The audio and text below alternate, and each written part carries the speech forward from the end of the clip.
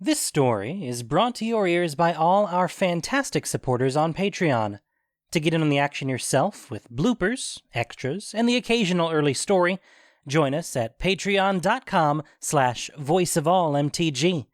We'd like to thank our newest patrons, Ed Mitchell, Ralph Colby, Jared Edgel, and Jay Pizzle, for already donating. For more stories or just a chat, visit voiceofallmtg.com or find us on Twitter at voiceofallmtg. And now, Voice of All presents The Mentor, Episode 3 of Strixhaven Extras by Reinhard Suarez. 5 minutes into his first encounter with Asterion, Quintorius decided that he had heard just about enough from his spirit mentor. This was not a comfortable revelation, nor was it something he was prepared to deal with. He had been under the impression that a profound mentor-mentee relationship would be the key to a successful Strixhaven experience. After all, how often did the poor son of a shepherd get the chance to speak to a personage of historical renown about momentous events experienced firsthand? So when Quint finally received his mentor match, he rushed to Effigy Row, arguably the most important section of Lorehold College. Over the entire first year and a half of his studies, Quint had made it a habit to walk Effigy Row's stone pathways, stopping to marvel at the statues of revered professors, prominent former students, and legendary heroes from ages past. Imagine having one of them as a mentor.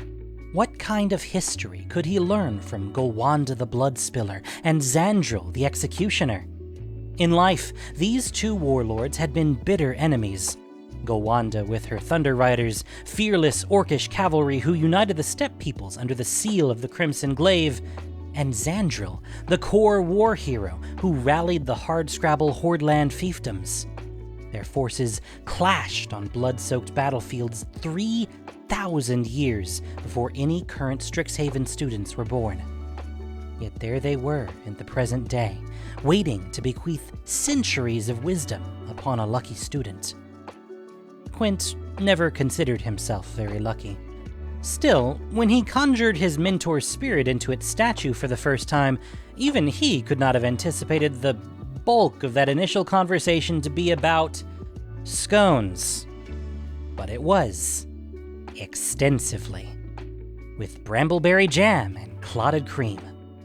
The second and third sessions did not fare better, with topics vacillating between efficient cummerbund implementation and proper hygiene for certain breeds of dogs, small ones most often found in the purses of noblewomen and possessing an uncommon degree of surliness belying their stature. It was no surprise Quint's enthusiasm for his end-of-term project had more or less cratered heading into the fourth session. Alas, a grade was a grade, and high grades were important for scholarship students. Quint had thought about approaching Dean Plarg about a mentor change, but he knew that it was a lost cause. It had been Plarg's idea to pair students with recently excavated statues. Lorehold students should want to be the vanguards of history. Besides, Plarg didn't look very kindly on students he deemed to be quitters. With a sigh, Quint stared up at the statue of his mentor. It depicted a young man, clad in what would have been the finest plate armor a smith could make, and sporting the steely countenance of a shrewd tactician. He stood with hand on a sword hilt, ready to strike out at his foes. If a person were to pass by, it wouldn't have been out of the question to think Asterion a fierce knight commander. That person would be wrong. Raising his hands in front of him, Quint drew the sacred sigils of the Rousing in the air. This was Lorehold's most important spell, the linchpin for any constructive understanding of archaeomancy. The sigils were a focus for the mind, allowing the caster to project their will backward along the currents of time constantly swirling around all Arcavios. Once in tune with these currents, the archaeomancer simply had to tease out a name or face or event, latch onto it, and pull it into the present. Best to get it over with. The sooner I complete this project, the better.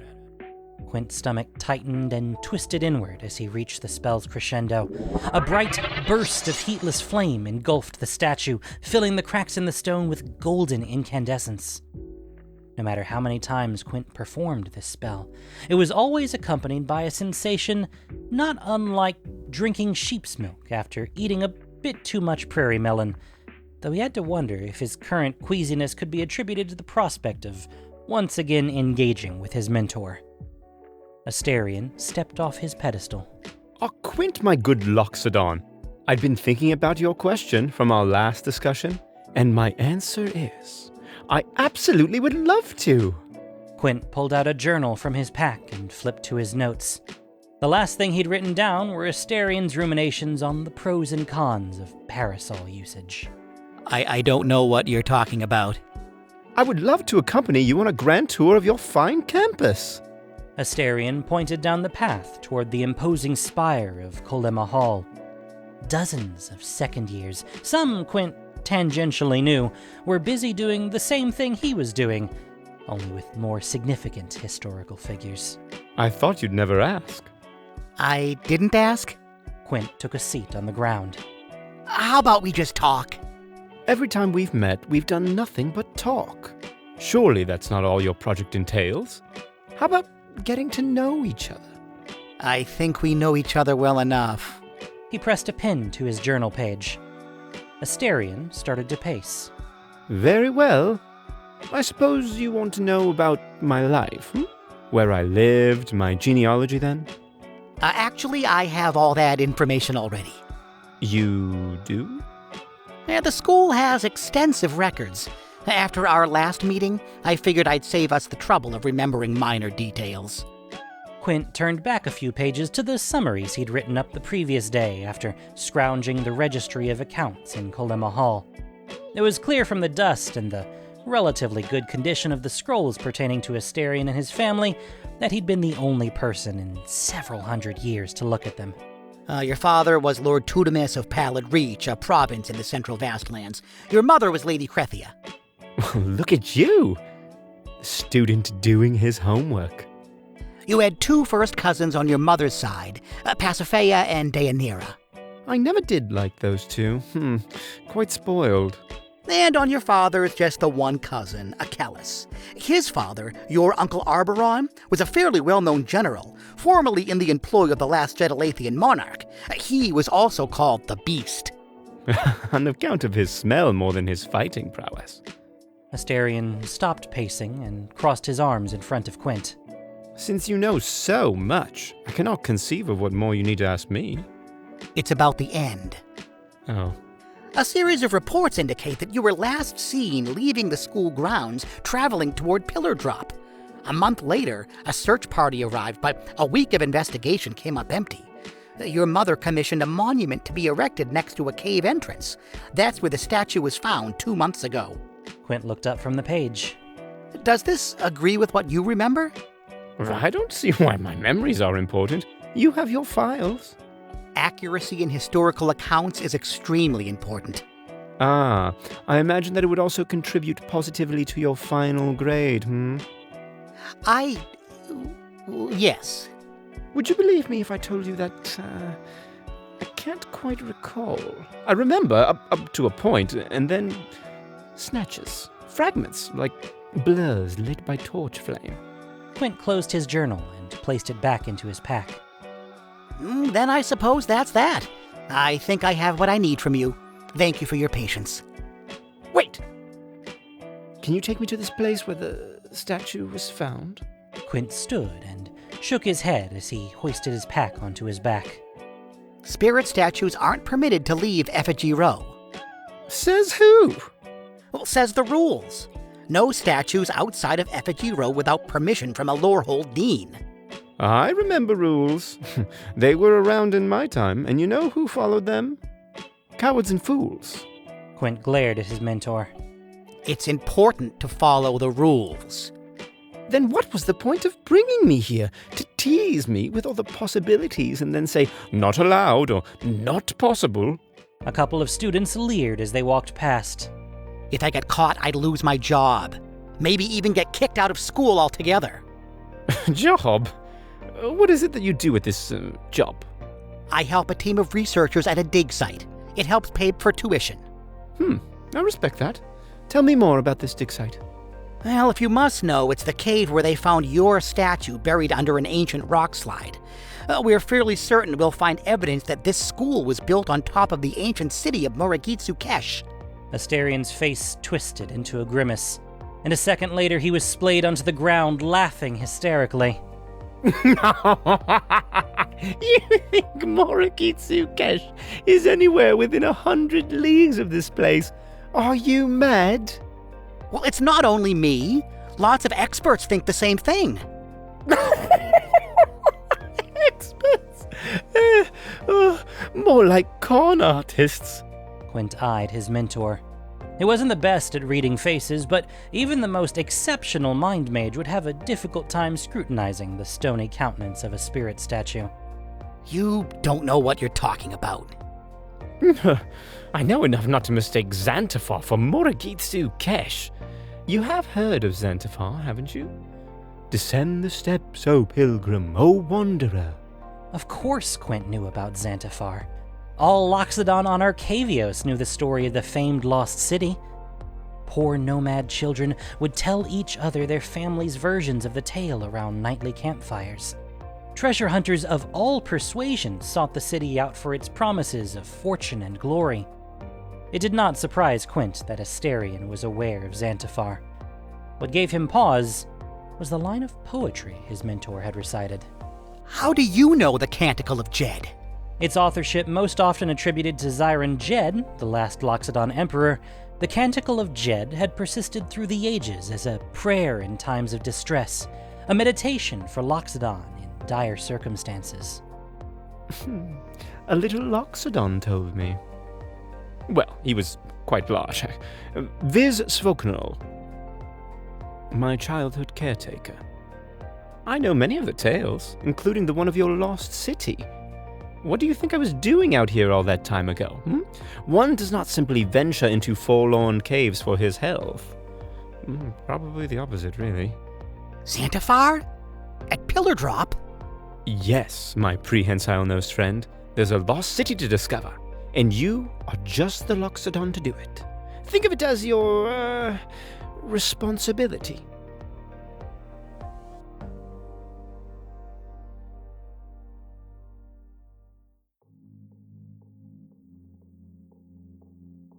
While students assisting the researchers at the dig went home in the evenings, the researchers themselves stayed on site in a small encampment a few yards from the cave entrance.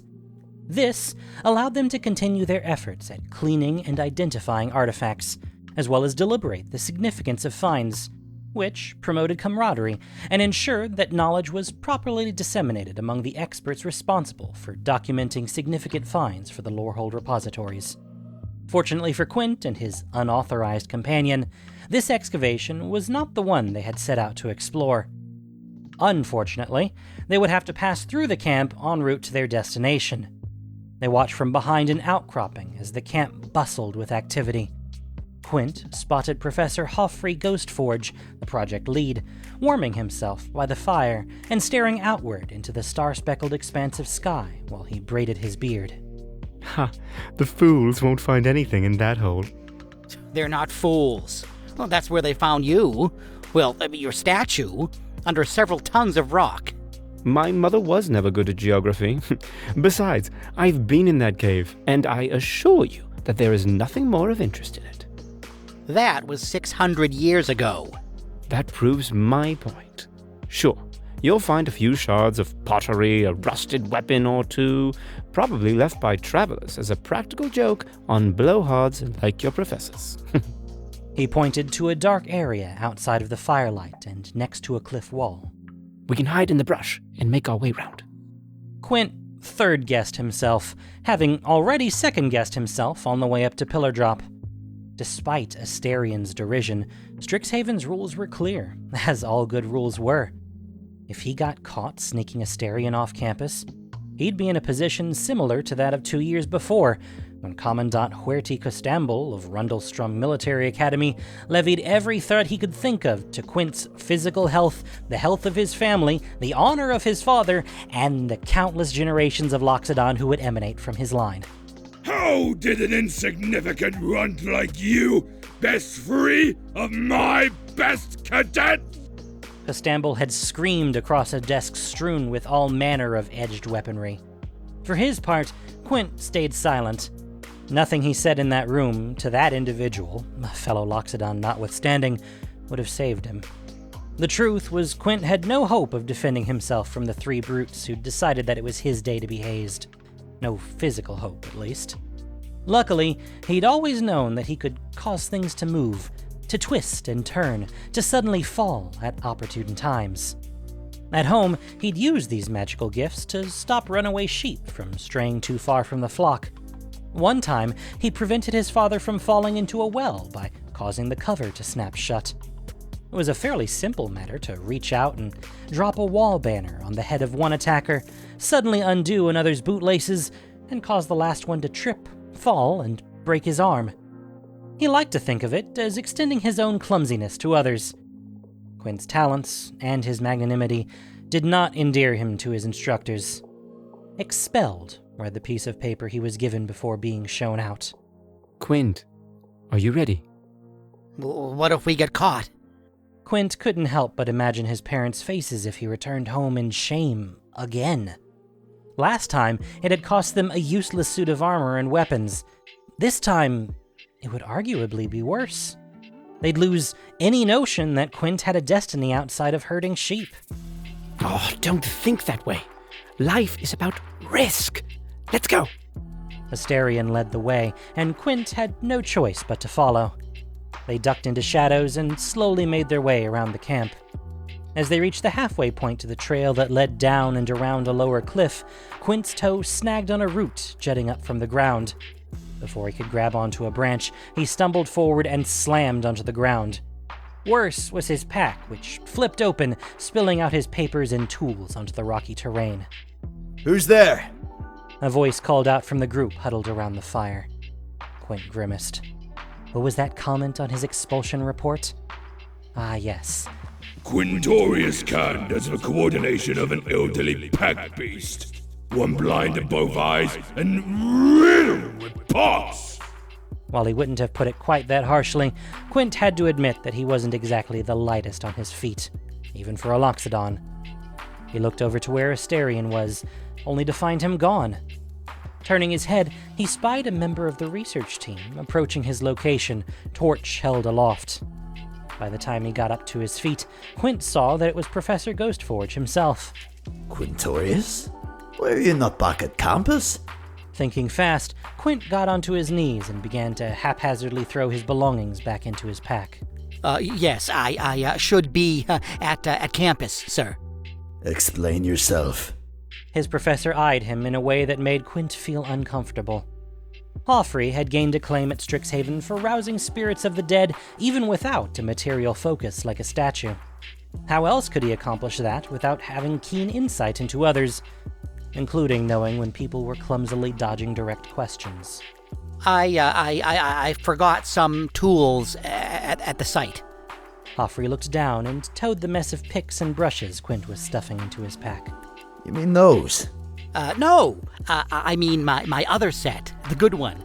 Not that I think anybody would want to steal those. Why don't you join us by the fire? Stay for a while, have some tea. Then you can get your toolkit and return home. Quint opened his mouth to refuse, but then reconsidered. A quiet night with some of Strixhaven's most learned scholars? Most students would kill, or at least seriously maim, to have that kind of opportunity.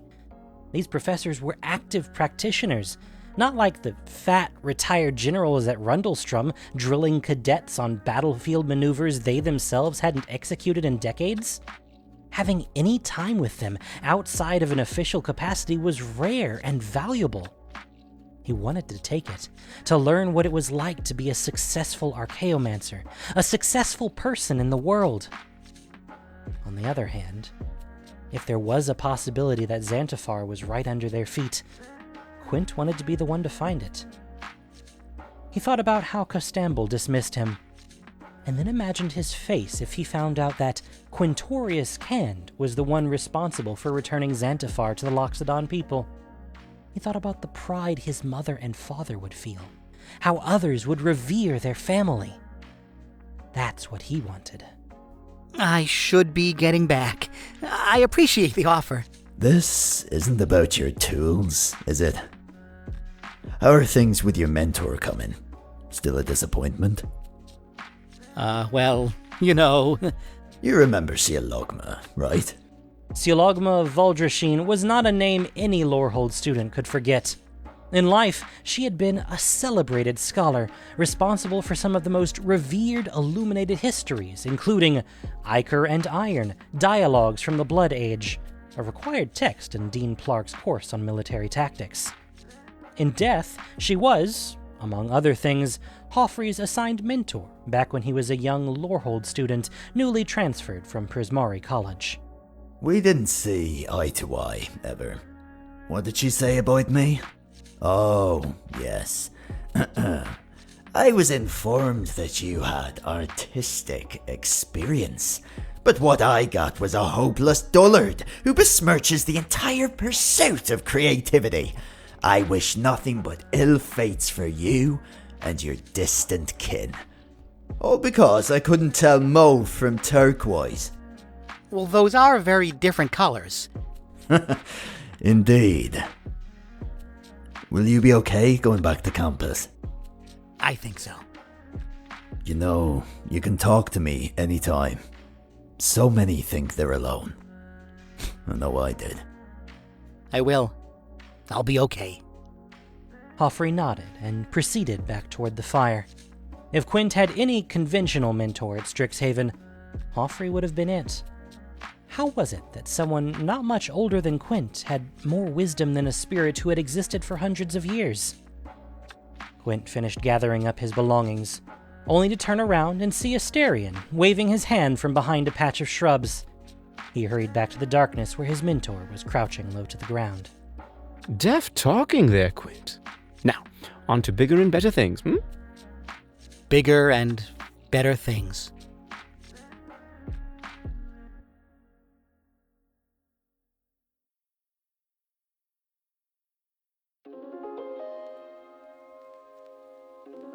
The cave Asterion took Quint to did not bear any hallmarks of a remarkable location. There were no signs, at least on the outset, of a city, whether lost, found, or merely misplaced, nor were there any indications that the cave itself was anything but a natural formation. On the way there, he and Asterion skirted a few irregular pits that Quint surmised to be ancient quarries where the stone meant for Strixhaven was mined. We're here. Asterion led the way, holding Quint's ever-burning torch. The cave floor sloped gently, but not uniformly. Rather, the ground descended as a set of natural steps, until it flattened out into a larger chamber with a single stone column in the center and no other egress. Asterion walked around the column, holding the torch close to the rock to inspect it, while Quint stood to the side with his arms crossed. I remember this formation distinctly. And then? Asterion laid his hand on the surface of the column and stared at it, as if he had only then realized his body was not flesh and blood, but cold stone. And then... He stood up straight and took his hand away from the column. We'll find out together. Shall we not? Together, they inspected the chamber for any sign or sigil, any slight trace of anything out of the ordinary. Something doesn't make sense. Asterion looked up from analyzing the base of the stone column. Like what? No one came across this cave between when you were here and now? Thousands have been all over Pillar Drop over the centuries. Its discovery should have been inevitable. Possible is not the same as inevitable, Quint. But over that amount of time? Quint set his pack down and scrounged around until he pulled out a bronze-colored scroll, which he unrolled flat onto the ground. Asterion approached and leaned down, holding the torch's silent fire close to the paper. Blank. Rather anticlimactic, don't you think? It's magic. Quint was annoyed at both Asterion's stubbornness and his own obvious oversight. Both research and military operations held the same first principle: know what you know before looking for what you don't know. He imagined Commandant Costamble laughing at his foolishness for not accounting for his resources until this moment. He hovered his hands over the paper and whispered, Radiance. Remembrance. A single point of golden energy flared upward from the page. From there, several rays spread out like controlled lines of electricity drawn by an invisible cartographer, charting the whole landscape of Pillar Drop. Quint pointed at a location next to a cave entrance marker. This is where the location of the dig site is. Then he traced his finger along a path passing through the encampment, the one that he and Asterion presumably followed, noting the quarries and the riverbed. And here we are. He tapped another marker at the far north end of the ridge. I don't see how this changes things. Well, these are landmarks charted by other explorers in Strixhaven's past. Others have been here. This is the place, Quint. Well, then I don't know what to say. Quint rolled the scroll up and took a seat with his back against the cold stone wall. There's nothing. Asterion seated himself next to Quint. Neither spoke. Thoughts raced through Quint's head. Why had he believed Asterion with no evidence? Why hadn't he used the map when they were back at campus to prove him wrong? What had possessed him to lie to the one professor who'd shown him any sort of empathy? He turned his anger onto his mentor. You were so sure! This was a waste of time, and you're... Asterion patted Quint on the knee. I believe the precise term is a disappointment. He smiled as Quint's expression shifted from anger to surprise and guilt. In life, I was partially deaf in the left ear. It trained me to be highly attentive. Quint hadn't realized his mentor had overheard his conversation with Hoffrey. And why didn't you say something back at the dig site? I was hoping to prove you wrong. I have been a disappointment, haven't I? Here you are, seeking guidance from an elder, and all you get is a buffoon, blustering about lemon curd and his inflated tales of romantic conquest. Inflated? Some, not all.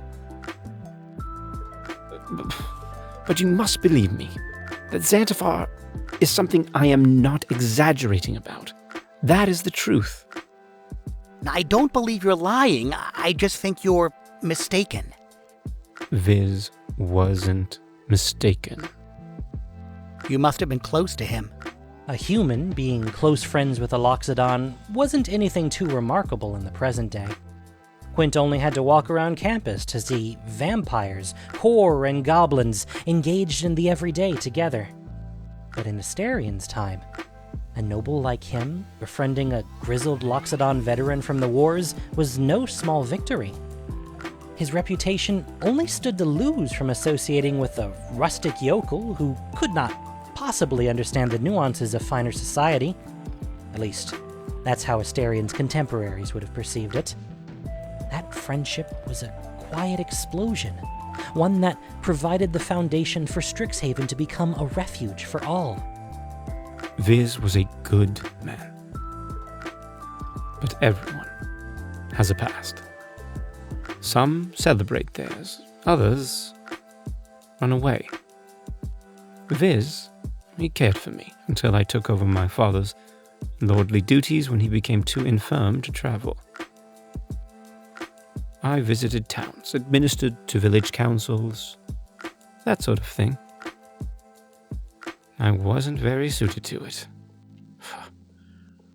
Let's just say that it was hard for me, at the time, to empathize with those who had so little. But I played my part because I had to. One day, when I was out at a border village, I received a communique from my mother, telling me that Viz had been arrested. Arrested for what? A merchant traveling through Tarngrad identified Viz as an infamous Loxodon mercenary known in human tongues as the Butcher. Allegedly, he had torched villages in the name of the Catharan Empire.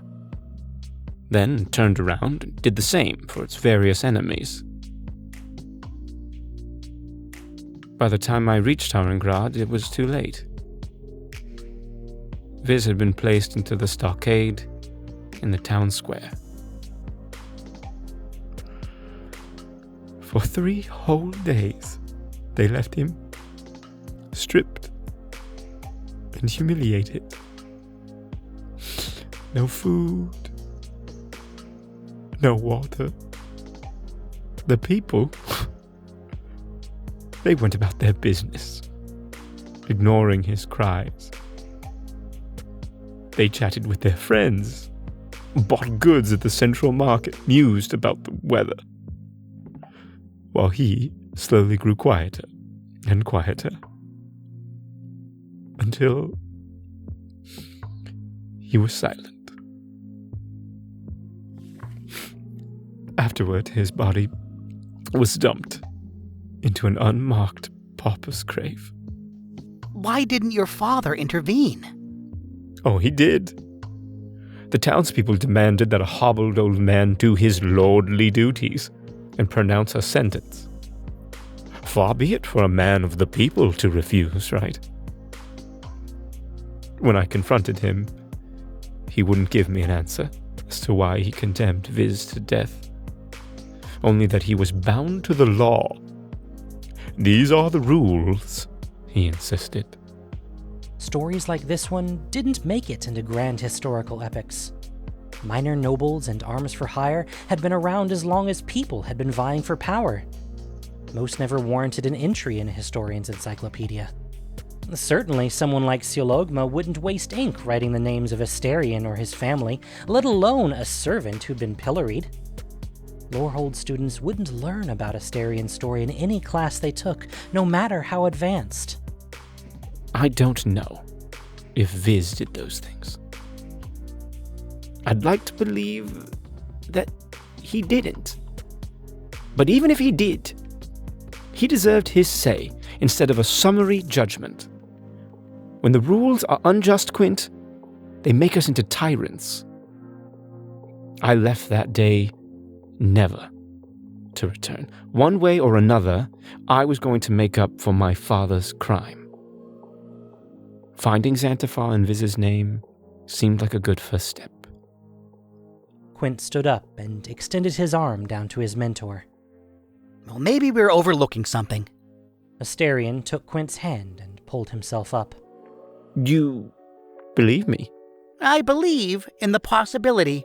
He was unable to stop a smile from spreading across his face. And we've gotten this far, so why not make extra sure we've checked everything? That's the spirit. So, where do we start? Well, the legend. Most versions begin with a description of the city. That's how I remember it. And then the fall. Sometimes the elves are to blame, other times trolls or dwarves. Correct. Always a betrayal. Witnessing the destruction of his people, Zyron Jed decided that he'd rather see the city fall than to have it be plundered and overtaken. Well, some said the gods of antiquity sent a great earthquake out of justice. Other tellers speak of a spectral army of Loxodon ancestors pulling the city into the abyss. And yet others conjectured that Jed himself was a secret wizard and used his magic to seal the city into a realm where its enemies could not enter and claim its secrets. Well, the end result was the same no matter what. The Loxodon were spread to the far corners of the vast lands, never to be reunited until the city of Xanthophyr was no longer lost. And then the Canticle of Jed. Well, no. It references Xanthophyr, but isn't part of the legend. Viz always included it when he told the story. He'd say that it was the most important part, the heart of it. That's what his father told him and his father before that. Why would? An idea invaded Quint's mind that was so absurd that it had the ring of truth. Well, if Xanthophyr had been swallowed by a cataclysm or a curse from ancient spirits, it truly is lost forever. However, if Xanthophyr had been hidden, those who hid it would have made sure that only the right people could have access. A Loxodon. or one who knew the stories of the Loxodon people. Quint approached the stone column and spoke the lines of the Canticle of Jed aloud. Descend the steps, O pilgrim, O wanderer. To find Xantiphar you must seek it. To seek Xantiphar you must embrace it. To embrace Xantiphar you must accept it. To accept Xantiphar you must know its heart. A low rumble shook the cave, and with a grinding sound, the column retracted into the ground, leaving a hole that led to pitch-black darkness. I remember. Astarion and Quint approached the hole. His whole body feeling revivified, Quint dug into his bag until he fished out a mallet, pythons, and rope. He hammered a python into the stone and lashed one end of the rope onto it, pulling the knot taut. I'm going down. He held his torch with his trunk. Quint crept to the side of the hole and tightened his grip on the rope. There was no sound coming from below. No wind, no water, no evidence of movement. When I yell up, you can follow, okay? Wait. You do realize that if I did make it this far, I didn't return? I do. But this is too important to back out now. As your mentor, I'd like to advise you to be more prudent. Now, of all times. Do you know what it's like to be dead? It's being in a place of mist and silence, wandering hallways that end abruptly or turn in upon themselves endlessly, stairs that go nowhere and hills that descend into infinity. It is existing in a place of forgetting, of endless wandering, with no purpose. Every grand door leads to a dingy broom closet. Every shutter opens onto a window obscured by relentless grime. It's where I go when I'm not with you. I don't know if it's my penance or if this is the fate of all who die, but I would spare you this, if I can. I'd like to not have more death on my conscience. I understand, but I'm not here alone like you were. If something happens, pull me up. Quint bent his knees and squared his shoulders as he leaned back over the hole. Astarion knelt by the python and gave him a nod. With a push of his legs, Quint lowered himself into the darkness. For the first minute, all he could see was the rock wall. But soon, the opening widened into a large chamber. At first, he thought the glint off the chamber wall was some kind of mineral deposit. But as he descended, the shine proved to be coming from an enormous golden statue of a Loxodon in repose, laden with inset gemstones and jade that dazzled his eyes. It easily dwarfed the statue of Kolema, one of the first professors of Lorehold in the center of the hall that bore his name. Quint reached the ground and yelled up to Astarion to climb down while he got a closer look at the statue. No nameplate present, but he couldn't help but think that this was a monument to Zyron Jed himself. If it was made of pure gold, as Quint suspected it was, its value might exceed the treasuries of some of the greatest nations in the Vastlands. This treasure was nothing, however, compared to what lay beyond it. Quint. Astarion stood over what Quint had thought was a mound of dirt on the ground. Quint approached and saw a human body, or what was left of one after 600 years. Bits of metal bound to scraps of cloth covered the gray-blue of mummified flesh. Upon closer inspection, Quint spotted breaks and fractures in some of the exposed bone. The left leg was bent in an unnatural way, opposite the knee, and the left arm looked like it had been broken in several places. I fell. I didn't think it would be so far down. Such a stupid, impetuous mistake. I thought I had done something tremendous, when I was simply a fool whose life amounted to nothing and whose death was meaningless. Quint put his hand on his mentor's shoulder. That's not true. You found something meaningful to every Loxodon on Arcavios. He extended his torch and directed Asterian's gaze to the cavern beyond. You found that! Nestled into the rock far below, a sprawling ghost metropolis rose from the stone, lit in an eternal twilight by luminescent fungi above. A distant palace spire rose over the rooftops, inviting the first guests in millennia to enter and explore its secrets. How about we look around? Quint, my friend, I've been waiting for centuries. Not a moment longer.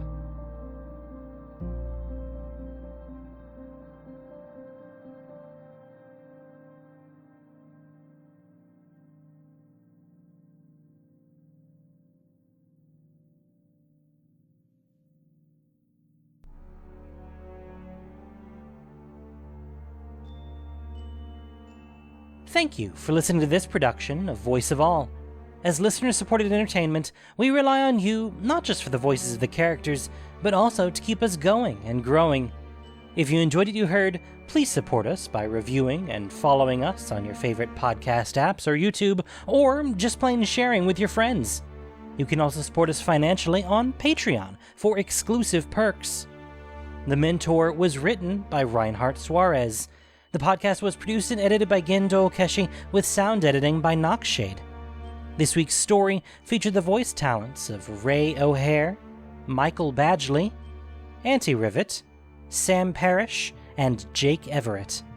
Voice of All is unofficial fan content, permitted under the Wizards of the Coast fan content policy. Magic the Gathering is copyright Wizards of the Coast. Thanks so much for listening. Y'all have a great day.